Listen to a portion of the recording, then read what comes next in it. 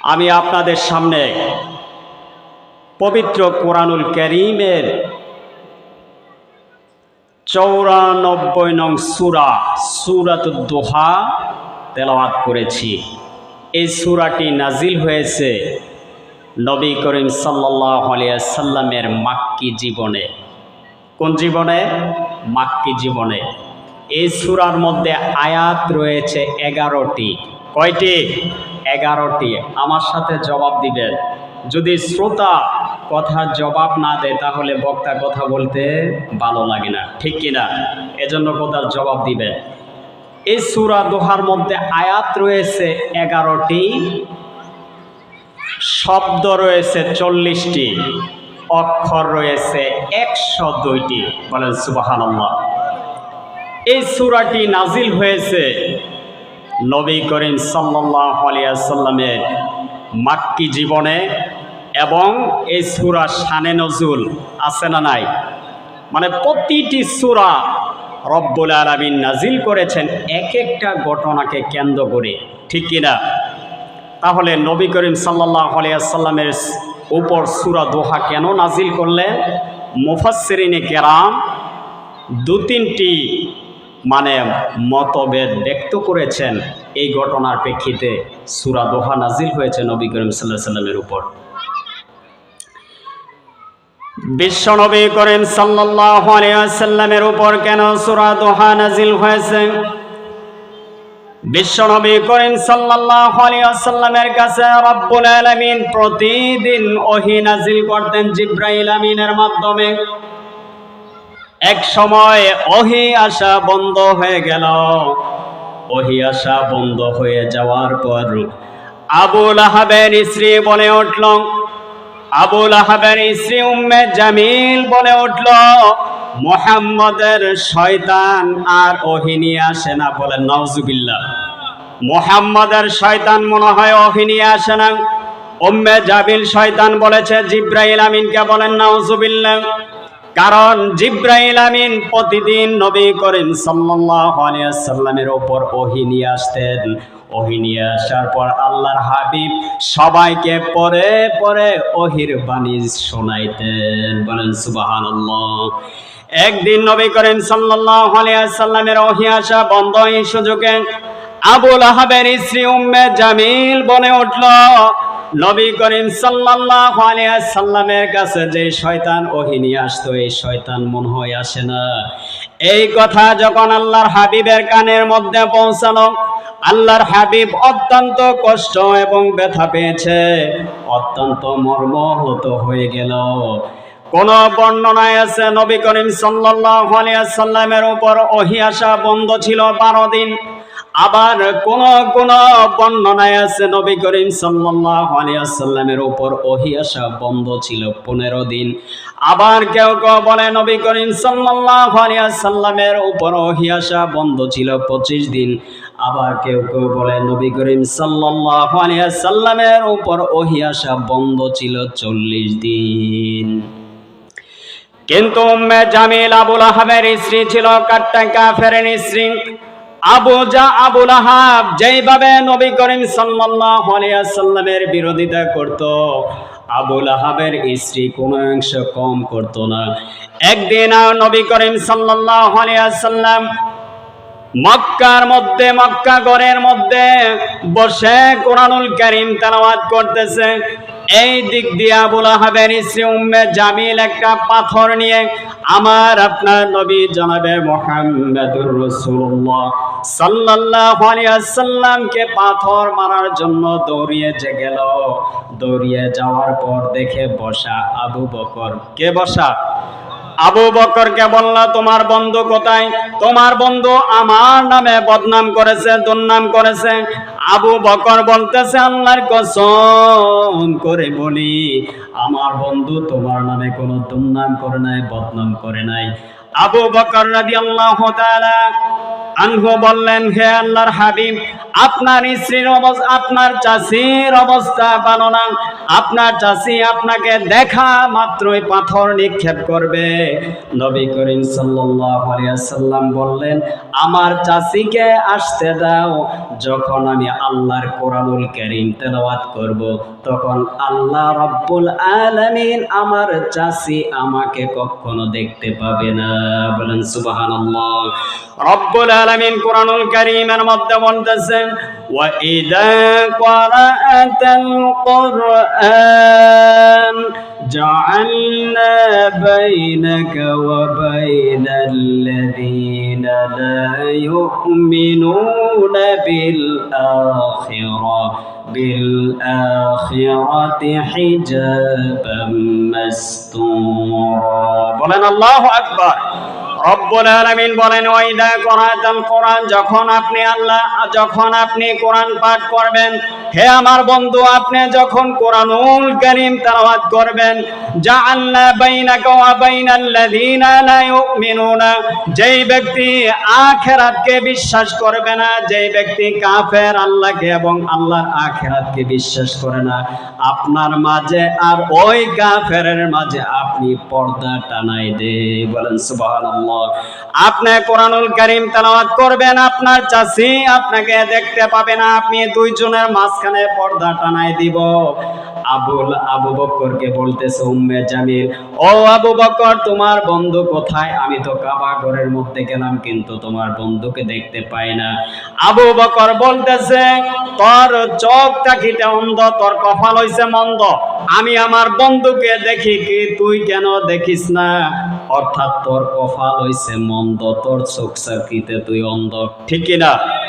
তোর চোখ তাকিতে অন্ধ, তুই হইছ জাহান্নামের কীট। তোর চোখ দিয়ে আমার বন্ধুকে তুই কখনো দেখতে পারবি না। আমার বন্ধুকে আমি নিজে আল্লাহ হেফাজত করব, ঠিক কিনা? এখনো যারা দুনিয়ার মধ্যে আল্লাহর মুমিন বান্দা রয়েছে, মুমিন বান্দা বান্দিকে যখন কোন জালেমের বাচ্চা, কাফেরের বাচ্চা, মুনাফিকের বাচ্চা নির্যাতন করতে চায়, কি করতে চায়? কি চায় না? যখন কোন কাফেরের বাচ্চা, জালেমের বাচ্চা, মুনাফিকের বাচ্চারা যখন কোন মুমিন ব্যক্তিকে নির্যাতন করতে চায়, হামলা করতে চায়, মামলা করতে চায়, ফাঁসির ভয় দেখায়, আল্লাহ রাব্বুল আলামিন বলে, আমি মুমিন বান্দা বান্দিকে সাহায্য করা আমার আল্লাহর জন্য ওয়াজিব হয়ে যায়। বলেন আল্লাহু আকবার। রব্বুল আলামিন কোরআনুল কারীমের মধ্যে বলেন, ওয়া কানা হাক্কান আলাইনা নাসরুল মুমিনিন। বলেন আল্লাহু আকবার। ওয়া কানা হাক্কান আলাইনা নাসরুল মুমিনিন। আকাশের নিচে জমিনের উপরে আমার মুমিন বান্দা বান্দি যখন বিপদে পড়বে, আমি আল্লাহ আমার মুমিন বান্দা বান্দির অভিভাবক, আমি নিজে অভিভাবক হয়ে আমি তাদেরকে হেফাজত করা, সাহায্য করার দায়িত্ব আমি আল্লাহ নিজেই নেই। বলেন সুবহানাল্লাহ। রব্বুল আলামিন কোন জালেমের বাচ্চাকে সাহায্য করে না, রব্বুল আলামিন কোন কাফেরের বাচ্চাকে সাহায্য করে না, রব্বুল আলামিন কোন মুনাফিকের বাচ্চাকে সাহায্য করে না, রব্বুল আলামিন আকাশের নিচে জমিনের উপরে কোন অহংকার ব্যক্তিকে ভালোবাসেন না। রব্বুল আলামিন কোরআনুল কারীমের মধ্যে বলেন, অহংকার জালেমকে যে ভালোবাসে না। কি আপনারা কি শুনবেন, কি শুনতেন না? খারাপ লাগতেছে? বলেন আল্লাহু আকবার। আমি যতক্ষণ কথা বলবো ডাইরেক্ট কোরআনুল কারীম থেকে, একটি কথাও কোরআনের আয়াত ছাড়া আমি বলি না।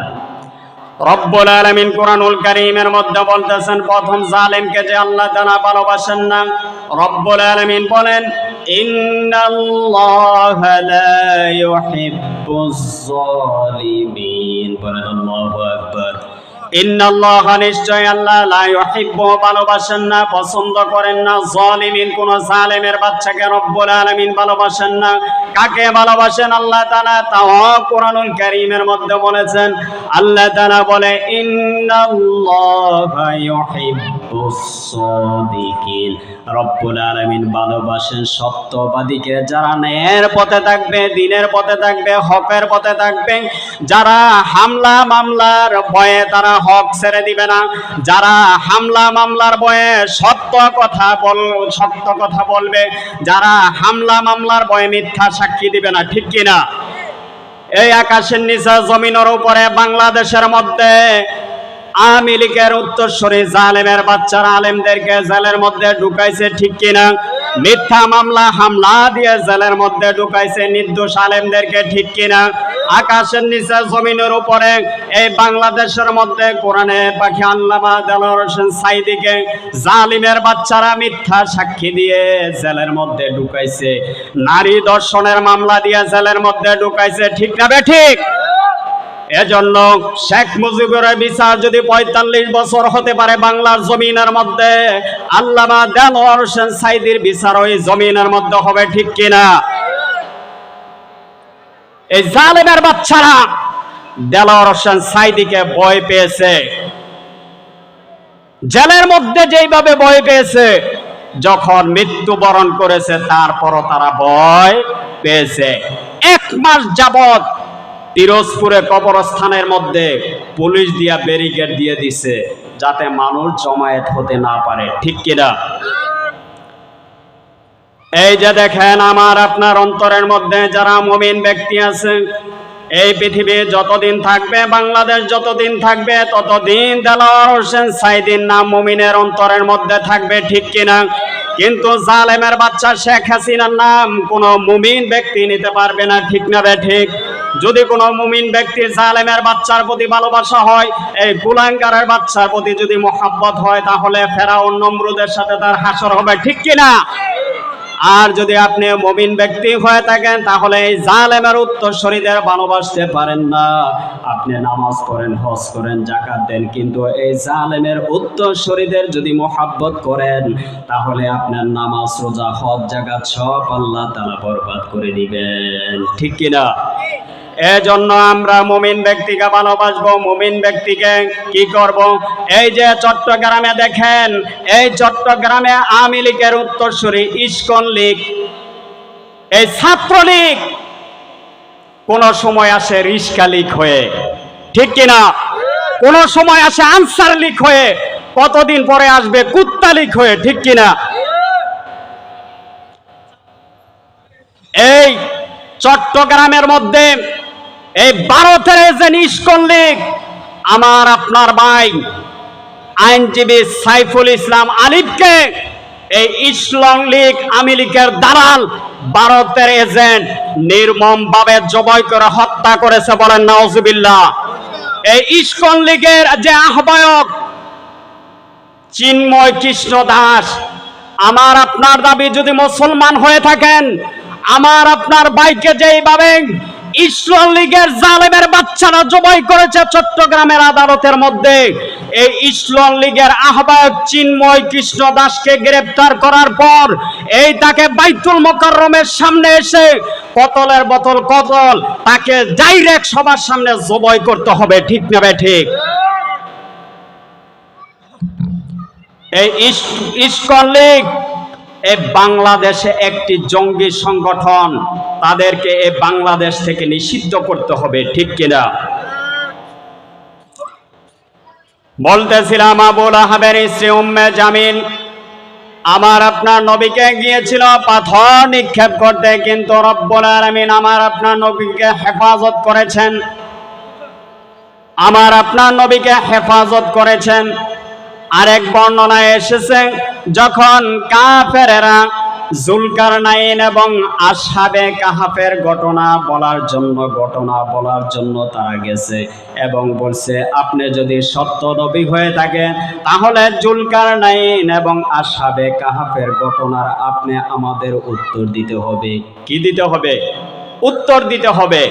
কিন্তু আমার আপনার নবী বলেছেন, ঠিক আছে, আগামীকাল তোমাদের উত্তর দিব। কিন্তু রব্বুল আলামিনের নবী জনাবে মুহাম্মদুর রাসূলুল্লাহ সাল্লাল্লাহু আলাইহি ওয়াসাল্লাম এই ভরসা নিয়ে বলেছিলেন, আমার প্রতি প্রতিদিন ওহী নবী করিম সাল্লাল্লাহু আলাইহি ওয়াসাল্লামের প্রতি ওহী নাজিল করেন আল্লাহ তাআলা। এই ভরসা নিয়ে বলেছিলেন, কিন্তু আল্লাহর হাবিব যখন বললেন আগামীকাল উত্তর দিব, আগামীকাল উত্তর দিব, এই ভরসা নিয়ে বলেছিলেন, কারণ জিবরাইল আমিন নবী করিম সাল্লাল্লাহু আলাইহি ওয়াসাল্লামের কাছে প্রতিদিন আসতো। কি করত? প্রতিদিন আসতো। কিন্তু আল্লাহর হাবিব যখন বললেন আগামীকাল উত্তর দিব, কিন্তু জিবরাইল তো আর আসে না। জিবরাইল